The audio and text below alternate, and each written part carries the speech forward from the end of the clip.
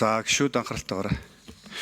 За бид энэ угаасаа улсын их хурлын дэгийн тухай хуулиар өмнө бол нөгөө ажлаа шууд тайлагнадаг байгууллагын тайл мэдээллийг бол сонсох хагас жил тутам сонсдог үүрэгтэй байсан маань 2024 оны улсын их хурлын тухай хуулиар дэгийн тухай хуулийн өөрчлөлтөөр бас байхгүй болсон зохицуулт байгаа. Тэгэхээр угаасаа цаашдаа бол манай бусад байнгын орнууд ч гэсэн яг ажлаа шууд тайлагнадаг байгууллагуудын мэдээллүүдийг жилдээ нэг удаа заавал одоо сонсох шаардлагатай байна гэж бол үзээд байгаа. Тэгээ энэ 7 хоногт манай гадаад харилцааны яамны мэдээллийг ингээ сонсож байна. Дараа 7 хоногт Батлан амлах яам бол бас холбогдох мэдээлэл танилцуулгуудаа хийхээр бол орж ирж байгаа. За тэгэхээр үндсэндээ манай гадаад харилцааны яам бол өөрөө тусгай чиг үүрэгтэй ийм яам. Тэгээ улс орны нэн тэргүүний бодлого нь өөрөө бас гадаад бодлого нь өөрөө байдаг. Тэгээ энэ хүрээнд бид нар бас тодорхой энэ олон улсын нөхцөл байдал өөрөө хүндэрч байгаа. Тодорхой ямар нэг алдаа гаргах эрх байхгүй энэ цаг үе дээр бол бас адармаатай үйл ойлголцол одоо геополитикийн тавцанд хүндэрч байгаа энэ цаг үе дээр бол бид нараас илүү одоо салбарын үйл ажиллагаа болоод бодлогын талаар бол мэдээлэл авах, харилцан ойлголцох, мэдээлэл одоо бас тодорхой хэмжээнд хүргэж байх юм шаардлага бол байна гэж бол бас үзэж байгаа.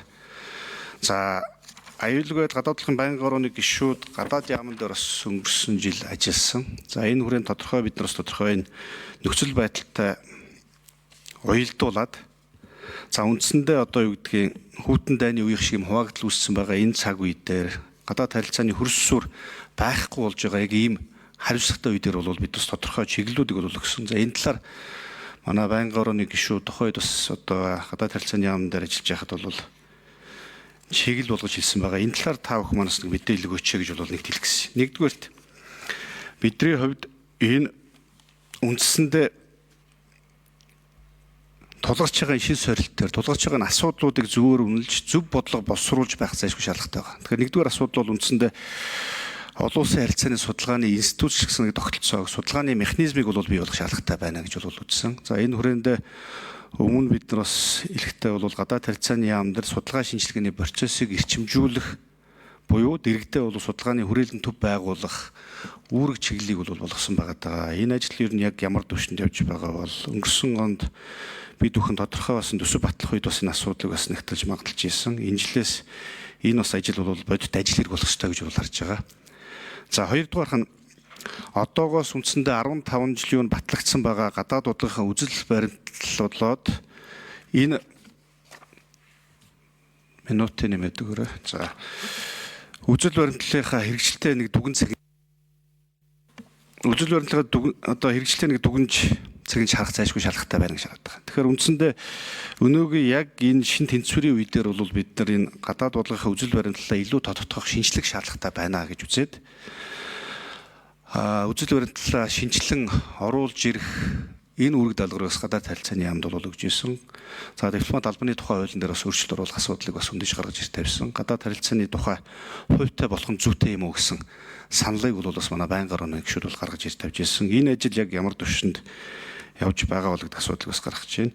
За гурав дахь нь үндсэндээ олон улсын харилцааны хүний нөөцийн бодлогын асуудлаар бид нэг анхаарах, яг мэрэгчлэн бэлтгэдэг институт сургуулиудаа бэхжүүлэхэд бас нэг анхаарах. За болж өгвөл яам бол дэрэгдээ бас дипломатын актив байгууллага ажиллах боломжийг судалж үзээч гэдэг асуудлыг бол бас гаргаж ирж тавьж ирсэн. За энэ хүрээнд одоо яг ямар бодлого шаардлага одоо ажил явж байгаа бол үндсэндээ бид нар одоо үндсэндээ энэ гадаад бодлогын шийдвэр гаргах механизмал зөв одоо болгох, илүү одоо хариуцлагатай болгох, илүү одоо шинжилгээний үндэслэлтэй судалгаанд суурилсан ийм бодлого гаргадаг байх, think tank судалгааны хүрээлэн хөгжүүлэлтийг бас хөгжүүлэх шаардлагатай байна гэж бол бас үзэж илүү гадаад бодлогыг эрдэмжүүлэх шаардлагатай байна гэж үзэж бол ингэж ингэсэн. Тэгэхээр энэ дээр та бүхэн манаас нэг ямар түвшинд ажил явж байна? Энэ талаар нэг мэдээлэл өгч гэсэн. За Бацсаг сайд. За байнгын орны гишүүд өнгөрсөн жил ажиллаад хэд хэдэн зүйлийг сая байнгын орон даргын хэлснээр бид нэр хийж хэрэгжүүлсэн. За нэгдүгürt нь бид нэр бодлого төлөлтийн газар дээр дүн шинжилгээний нэгж байгуулсан. За энэтэй холбоотой бид нар бас олон нэлээд хэдэн жил бас дээр үед хийжсэн дүн шинжилгээнүүд тасардсан. Дүн шинжилгээ хийх мэрэгжилтэй боловсон хүчин бас дутагдaltaй болсон байсан. Одоо бол ямар ч байсан 3 хүн энэ асуудлыг хариуцаад ил бол одоо дэтгэгнүүдээс ирж байгаа мэдээлэл болон ил их сурвалжууд дээр ямар ч байсан юм дүн шинжилгээ хийдэг юм нэгжтэй болсон ажиллаад явж байгаа. Тодорхой үр дүнгууд гарч бас зохих хүмүүстээ мэдээлэл хүргэж байгаа. За хоёрдугаар асуудал нь томилогдож байгаа элчин сайд нарыг бэлтгэж явуулах асуудал байсан. За томилгоонд бас анхаарах мэрэгжлийн байх тал дээр нь бас зөвлөмж өгсөн. За энэ дээр бид нэр элчин сайд нарыг энэ жил нийтдээ 21 элчин сайд томилогдож байгаа.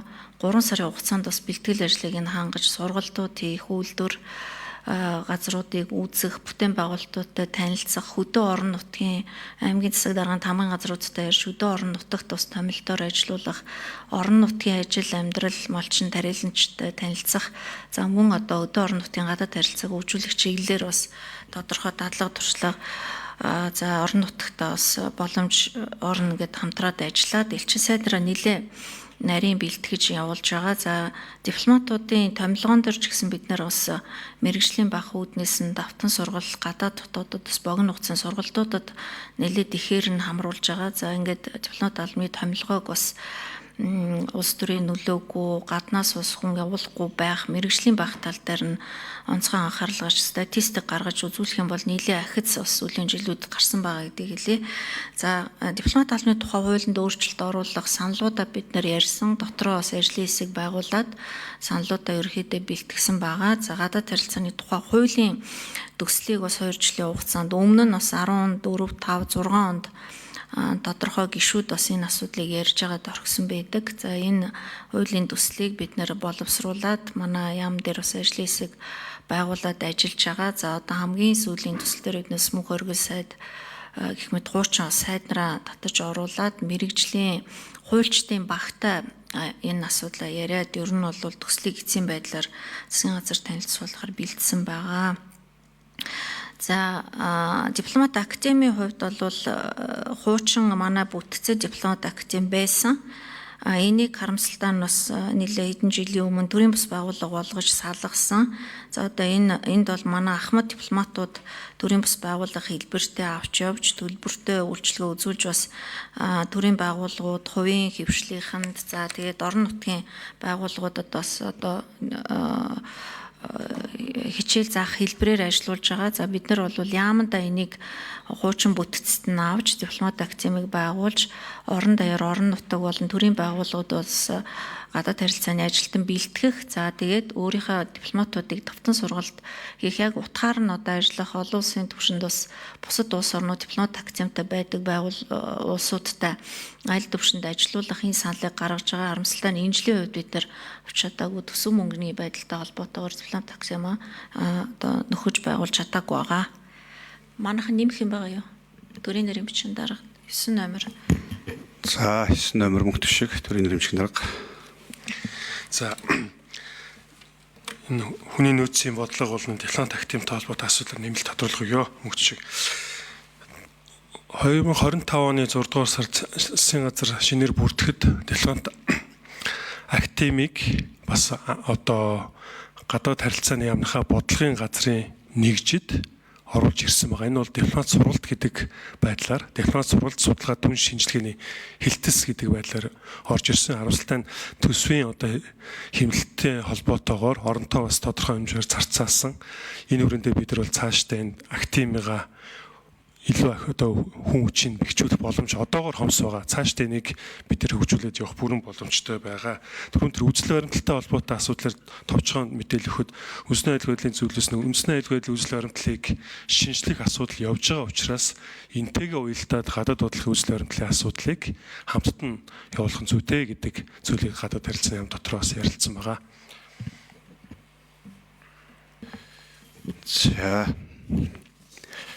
За сая гишүүдээс гарсан бас асуудлууд дээр нэг зүйлийг бас онцолж тодруулж асуухгүй болохгүй болж сая Америк нэгдсэн улсын ерөнхийлөгч Трампын санаачилсан инхийн зүйлийн асуудал байгаа.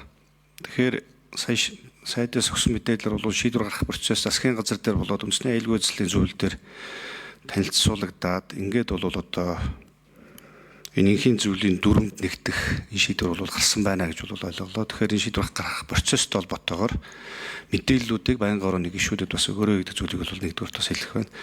Энэ инхийн зөвлөлд элсэх үндслэл шалтгаан маань өөрөө юу болсон юм бэ? Үндсэндээ бид нар энэ асуудлыг авч үзэхэд тухайд бол байнгын орооны гишүүд бол энэ инхийн зөвлөлийн дүрмд нэгдсэний дараагаар бол хэвлэл мэдээлэлээс мэдээллийг аваад ингээд гадаад ямар харилцаад тодорхой та бүхнээс ерөнхий мэдээллүүдийг бол авсан байгаа. За эндээс бол яг зүгээр одоогийн байдлаар гээд аваад үзэхээр би зүгээр буруу мэдээлэл бас шинжлэхтэй байж магадгүй. Энэ инхийн зөвлөлийн дүрмд нэгдэхгүй боловч зарчмын хувьд дэмжиж ажиглагчаар оролцож байгаа гээд улс орнууд бол бас нэлээд байгаа. Британи, Франц, Австрали, Герман, Солонгос, Австрали, Япон, Шинжланд, Польш, Нидерланд, Японч гэдэг юм уу. Тэгэхээр бид бүхний хувьд үндсэн уг нь бол мэдээ зарчмын үед бол инхийн замаар шийдвэрлэхийг бол тууштай дэмжиж байгаа манаас. Энэ эвсэлд нэгдэх гэдэг юм уу, энэ инхийн зөвлөлийн дүрмд нэгдэх үндсэн үндслэл шалтгаан маань өөрөө юу гэсэн бэ? Уг нь бол Монгол улсын аюулгүй байдлын үзэл баримтлалаар бол үндсэндээ Монгол улс маань эвсэлд үл нэгдэх бас бодлого ингэж баримталж явж байгаа. Тэгэхээр яагаад зайлшгүй илсэн юм бэ? Тэр дундаа нэг улсын төрийн тэргүүний санаачилсан ийм зөвлөл болоод ийм байгууллагад нэгдэж нийлэх зайлшгүй шаардлага үүссэн юм уу? Энэ асуудал өөрөө Монгол улсын гадаад бодлогын хувьд яг ямар зарчмын хүрээнд та хэд манаас энийг яг ер нь эсгэн зүйтэй гэж үзсэн. Тэнцвэртэй гадаад бодлогыг хүчтэй тэнцвэрийг барих хүрээнд хийсэн юм уу? Эсвэл олон хэмжээст гадаад бодлого болоод дипломат ажиллагаатай холбоотойгоор их заажил юм уу? За тэгэхээр тэр тодорхой мэдээллүүдээ өгч болох хэмжээнд таад өгөөд шаардлагатай мэдээллүүдийг аль бие ёсоор гишүүд бас ирүүлэхийг бол хүсье. За 7 номер Бямсар. Гадаад харилцааны бодлогын газрын захирал Бямсран асуултанд хариулъя.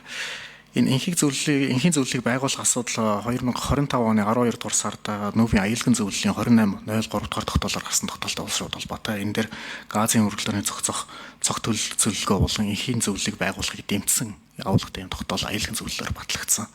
Үүний дагуу энэ Америкийн нэгдсэн улсын санаачлагаар энэ инхийн зөвлөл гэдгийг бол байгуулсан. Өвний инхийн зөвлөлийн дүрмийг бид нар судалж үзээд яхад Монгол улсын гадаад бодлогын үзэл баримтлал ялангуяа инхийг эрхэмлсэн нээлттэй бий даасан олон толгуурт зарчмууд бол нийцж байна гэдэг үзүүлэг гаргасан. Үүнтэй холбогдуулан бас дэлгэрэнгүй мэдээллийг бид нар гадаад харилцааны яамны зүгээс бичгээр байнгын орооны гишүүдэд өргөх болон. За баярлалаа. За гишүүд асуулт сууж хариулт авч дуслаа. За мэдээлэлтэй холбогдуулаад үгэх гишүүд байна уу? За болормог гишүүнээр таслая. За зохиотор